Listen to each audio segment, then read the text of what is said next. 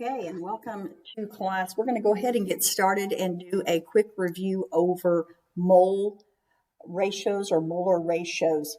Again, they are, as it says, an important concept in solving stoichiometry problems. The source for the ratios are the coefficients of the balanced chemical equation. So don't forget that your equation has to be balanced in order to do a mole ratio. If you don't balance it, then it's not going to work out correctly. So let's just do a quick review on a few of these. So first off, it asks you what is the molar ratio between hydrogen and oxygen. So again, if I come up here to hydrogen and oxygen, if I look at just those two and I look at the coefficient, okay, that's what it says, the coefficient. So in front of hydrogen is a 2 and in front of your oxygen is a 1. So your coefficient is a 2 to 1. So that's what we call our mole ratio. Now the next problem says to do the mole ratio between oxygen and water. So I'm going to highlight that in a different color. So we have oxygen and we have water in pink here. And so again, when you go to do oxygen, now oxygen is written first, so that's going to be in the numerator. Water is written second, it's going to be in the denominator. So I come up here and I look, and again, there's no number. Remember, that's an understood 1. So this is going to be a 1 to 2. Oxygen to water, 1 to 2. Okay? So you can look through the other examples that are given there, but let's go on over to the other side and let's do a few problems ourselves. So if I was you, I would pause the video and try question number 1 before I do it for you. Okay, well, let's see how well you did. So the first one is to write the ratio for nitrogen gas to hydrogen gas. So I'm going to highlight this one in pink. So I'm looking at those two. Nitrogen again is written first, so it's going to go on top. Hydrogen is written second, it's going to go on the bottom. And so it is a 1 to 3 ratio, 1 to 3. Okay, the next one here, I'm going to do ammonia to hydrogen gas. So I'm going to do it in green and hydrogen gas. So now I'm looking at the green. Again, ammonia is written first, so I'm going to write it first. Here's ammonia. It's 2. Hydrogen gas is written second. It is a 3.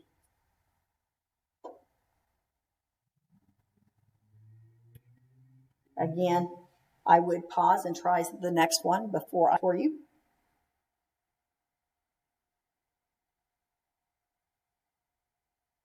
Okay, so again, I'm going to do oxygen to sulfite. Be sure you do get the right one. So oxygen, sulfite is SO3, so it's this one. And so when I write oxygen, again, that is an understood 1. So it's a 1. Sulfite is, or sulfate is a 2.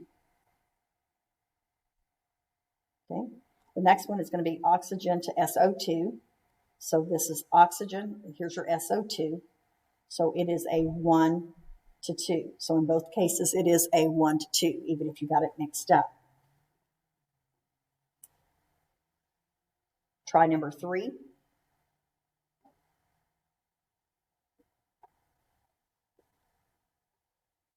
Okay, so this one is wanting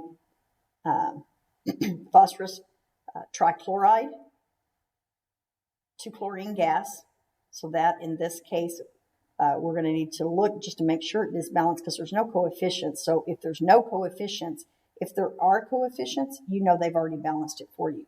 If there are no coefficients, then you need to double check to make sure it's balanced and that not everything is just 1. So we've got 3 and 2, that's 5 and 1 and 1. So we are balanced on there. So again, phosphorus trichloride, there's a 1 here. Chlorine gas is a 1, so it is just a 1 to 1. Again, same thing here. That's an understood 1, so it is also a 1 to 1. It makes that pretty easy. Again, pause and try number 4.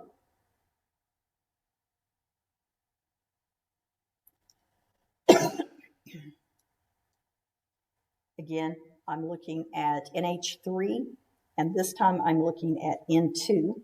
Again, NH3 is going to go first. It is a 4.